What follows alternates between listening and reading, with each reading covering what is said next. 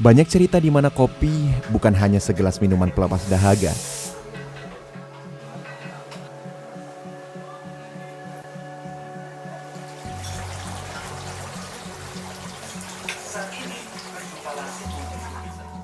Banyak juga yang bilang kopi adalah mediasi sarana tukar pikiran dan berkenalan dengan orang baru.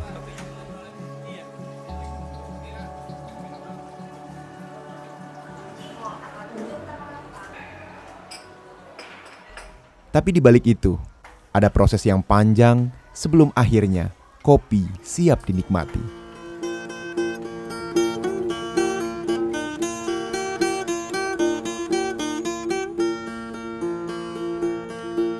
Kami ini jema bersama,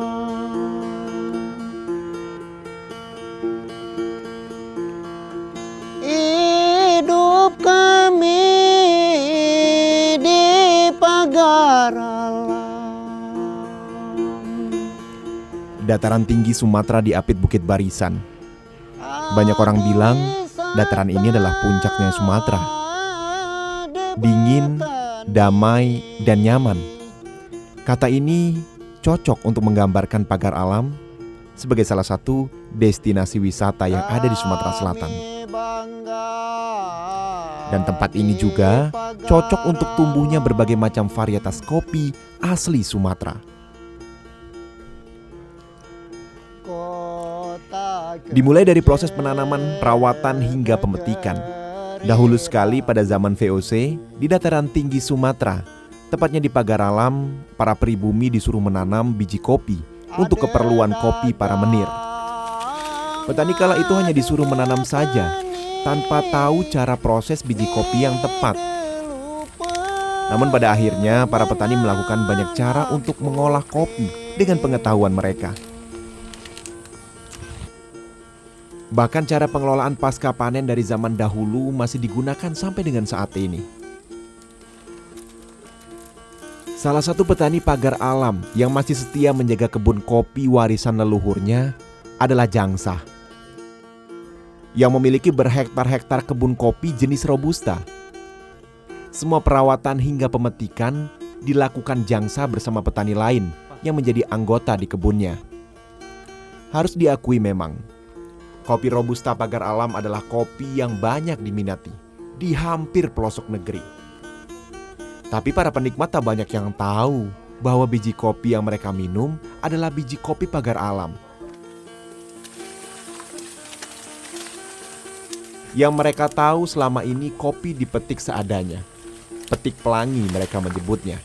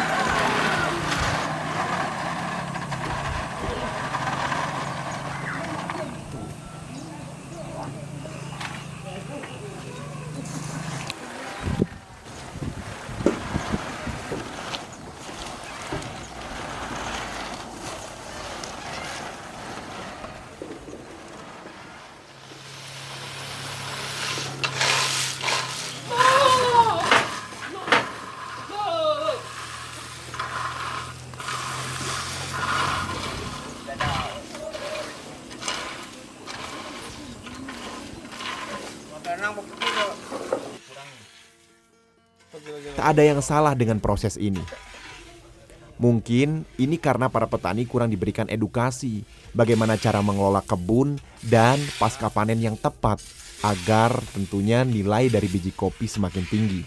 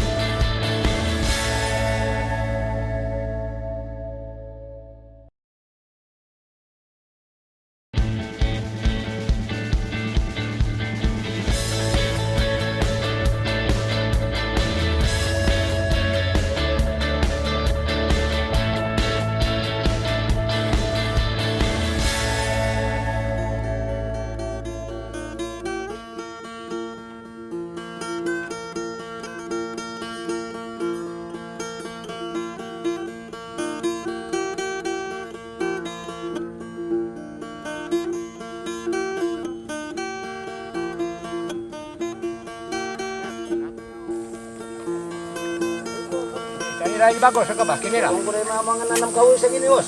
Oo. Ilahi ala-ala kita sana. Berbicara tentang edukasi, sebenarnya banyak literasi dan informasi yang bisa didapat di era seperti saat ini. Dan saat ini banyak juga perusahaan yang memberikan bimbingan tentang bagaimana cara menanam biji kopi yang benar sampai ke proses pasca panen. Ya. Yang bagus. Nah.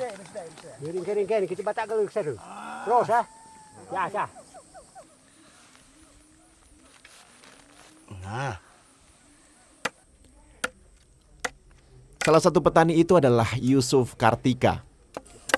Petani kopi yang memenangkan Jack Coffee Week 2019 sebagai petani penghasil green bean terbaik se-Indonesia. Di ajang itu dia membawa kopi Arabica dari dataran tinggi Semendo. Dan ini adalah bukti bahwa kopi Pagar Alam memiliki potensi luar biasa jika diproses dengan baik. Yusuf adalah petani yang melakukan proses penanaman sampai dengan pemetikan dengan cara yang tepat. Secara umum, kopi terbagi menjadi beberapa jenis. Akan tetapi, untuk jenis yang paling populer di kalangan penikmat kopi adalah jenis Arabica dan Robusta. Arabica adalah jenis kopi yang berasal dari Ethiopia. Di habitat aslinya, kopi ini tumbuh di bawah kanopi hutan tropis yang rimbun. Lebih maksimal jika ditanam di ketinggian 1.500 meter di atas permukaan laut. Kopi inilah yang ditanam Pak Yusuf di daerah Rantau Dedap. Dan saat ini tumbuh subur di kebunnya. Yusuf melakukan penanaman serta perawatan sampai ke pemetikan di kebunnya. Kopi petik merah adalah hal yang wajib untuk menciptakan cita rasa kopi terbaik. Kopi itu yang bagus itu harus petik merah. Petik merah, udah itu benar-benar udah merah yang matang.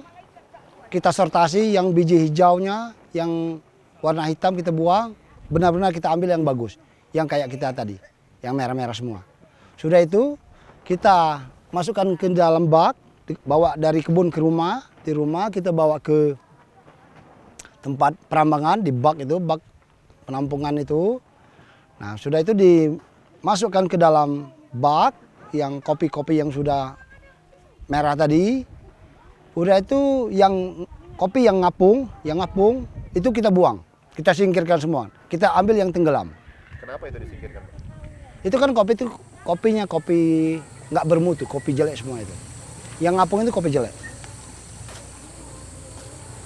pas. Nah, dan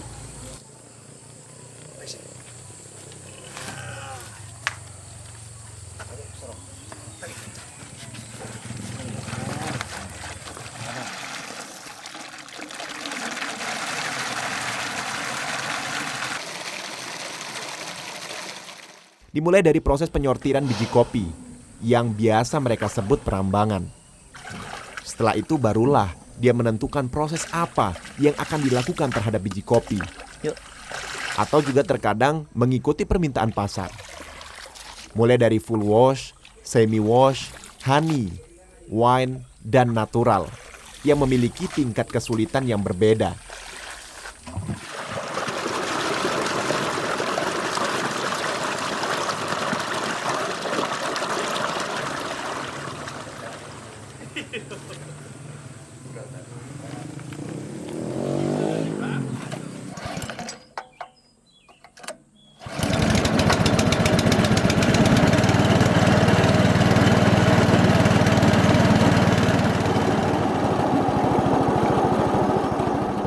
Seperti yang kita lihat saat ini adalah proses honey. Proses ini umumnya digunakan di banyak negara Afrika. Pada proses ini, biji kopi akan dikupas menggunakan mesin kupas untuk memisahkan antara kulit dan biji kopi. Biji kopi yang masih ada lendirnya inilah yang menjadi ciri dari proses honey, di mana lendir yang lengket di biji kopi menciptakan sensasi madu. Setelah kesemua proses dilakukan dengan benar, barulah kopi digiling untuk memisahkan kulit ari dan biji kopi. Setelah itu, biji-biji kopi yang sempurna siap dibawa ke tangan para barista. Melalui perjalanan panjang, biji-biji kopi ini didistribusikan di kota-kota besar di Sumatera. Salah satunya di kota Palembang.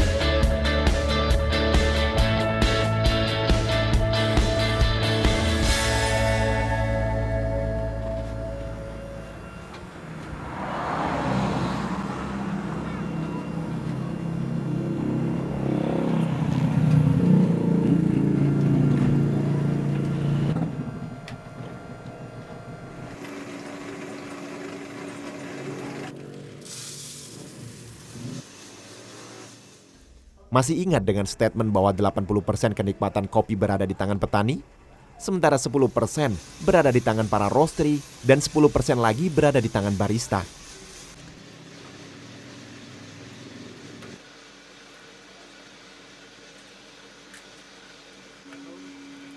Ya, biji kopi yang baik akan memberikan khasiat yang baik pula jika di roasting dengan benar dan suhu yang pas.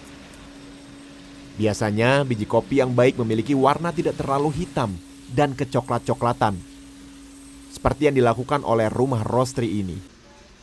Gerud nama pemuda ini, yang berinisiatif untuk membuat rumah roasting yang dia pelajari dulu sewaktu kuliah. Menggunakan mesin berukuran sedang setiap harinya, Gerud dapat merosting 50 sampai dengan 100 kilo green bean dari para petani, seperti Pak Yusuf dan petani-petani sekitar.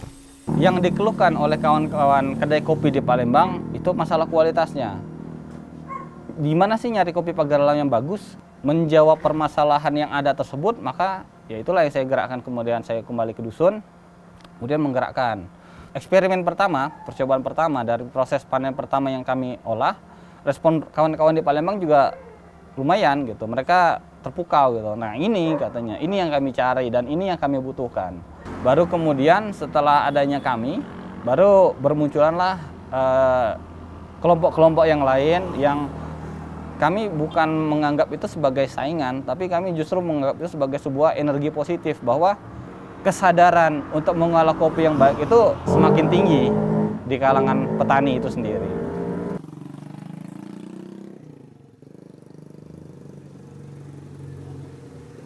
Pemuda seperti Gerud juga sangat diharapkan para petani untuk meningkatkan harga biji kopi mereka. Setelah di roasting, biji kopi ini siap untuk diolah oleh para barista. Salah satu barista, Wahyu, yang memiliki kedai kopi di kota Palembang. Menurut Wahyu, kopi saat ini adalah komoditas yang baik bagi Sumatera Selatan. Karena dari kopi banyak sekali yang menggantungkan hidupnya. Karena memang kopi Sumsel mempunyai nilai jual yang baik menurutnya jika dikelola dengan baik dari hulu sampai ke hilir. Kalau saya pribadi ngelihatnya bukan masalah metode di hilir di barista, tapi proses di hulu. Jadi proses yang emang dulu yang kita kenal kopi itu asal berbuah kita petik, kemudian kita jemur juga asalan, proses sangrai, proses roastingnya pun yang penting gelap, lalu kemudian yang kita tahu cuman tubruk. Yang membedakan hari ini, kita mulai peduli dari proses dari awal hulu, dari hulu sampai hilir. Yang artinya dari hulu kita mulai peduli sama pembibitan, pemetikan, yang pasti metiknya harus matang. Yang kedua juga proses pasca panen, setelah panen, proses penghitungan pasca panennya, bagaimana jemur. Kemarin ada ruang jemur juga di rumah Pak Yusuf, ada rumah jemur, terus kadar air yang tepat, dan bagaimana pola roasting. Nah, baru sisanya di hilir, kopi yang sudah bagus tadi, kopi yang buahnya matang tadi, sebenarnya apapun prosesnya, apapun metode penyeduhannya, itu sudah maksimal.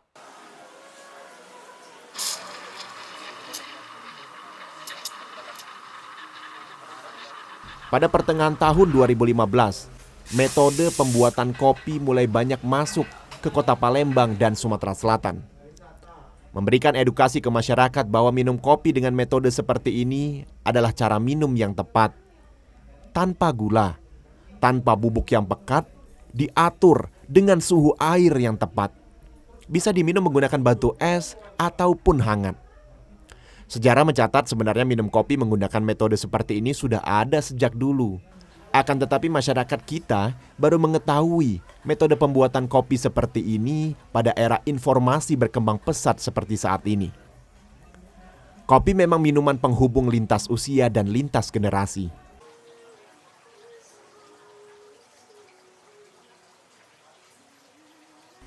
Banyak juga literasi yang menyebutkan bahwa waktu yang tepat untuk minum kopi adalah siang hari.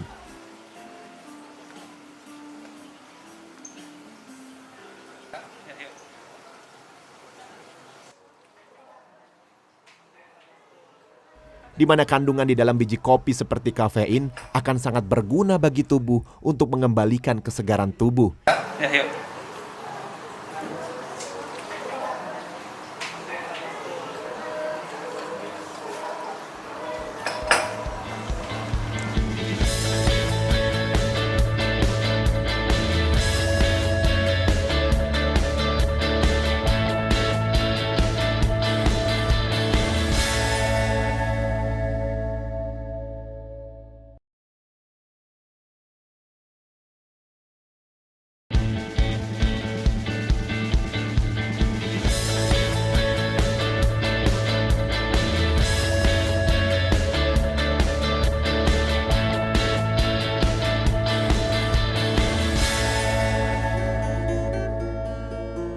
Tekojat kawe pagar alam,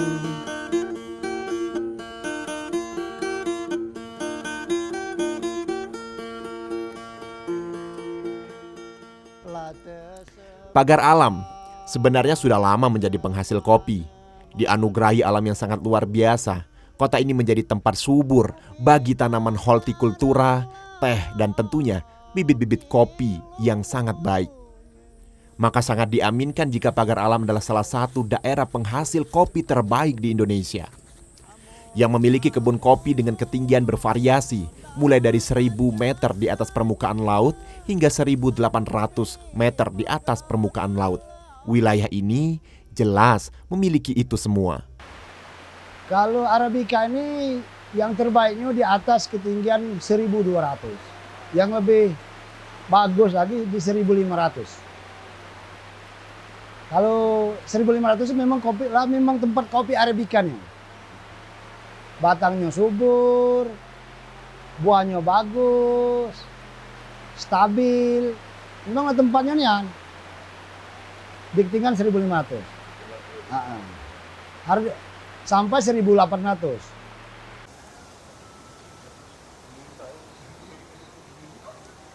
Basemah adalah nama suku yang banyak tinggal di Pagar Alam. Mayoritas pekerjaan mereka adalah bertani, baik itu hortikultura maupun petani teh serta petani kopi. Menurut budayawan, suku ini erat kaitannya dengan kopi Pagar Alam. Karena memang nenek moyang mereka sudah sejak lama menanam biji kopi di daerah ini.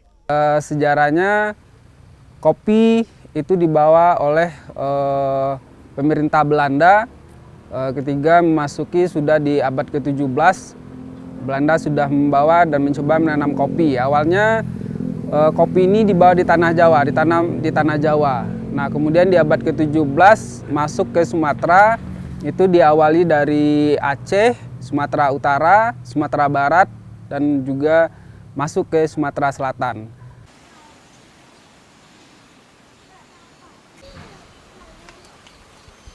Seorang pemuda bersama dengan ketiga temannya yang mendaftarkan biji kopi Robusta Pagar Alam pada ajang AFPA. Tak disangka, kopi Pagar Alam ini mengalahkan 130 produk yang dikirim oleh 15 negara produsen kopi di Paris, Prancis.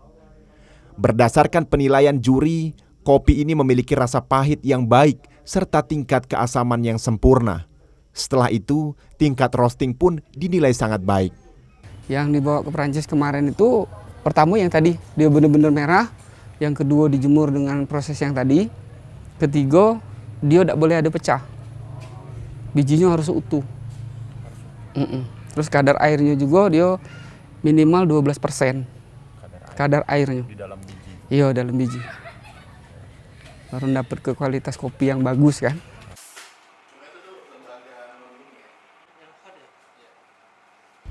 Ini hanya sebagian kecil apresiasi dunia terhadap kopi pagar alam.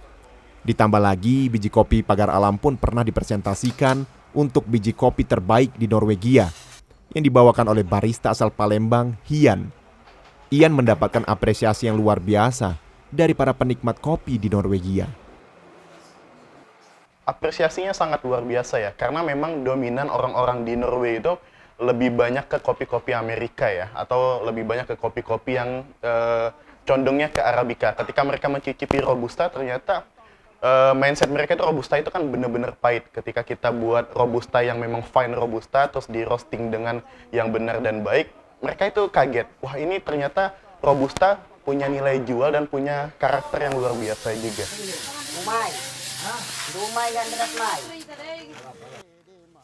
Bagi para penikmatnya, kopi bukan hanya soal rasa, tetapi juga menyimpan sejarah panjang.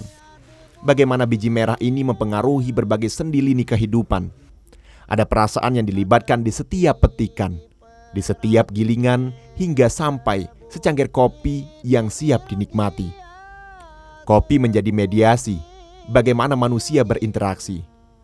Menjadi tempat kehidupan bagi para petani.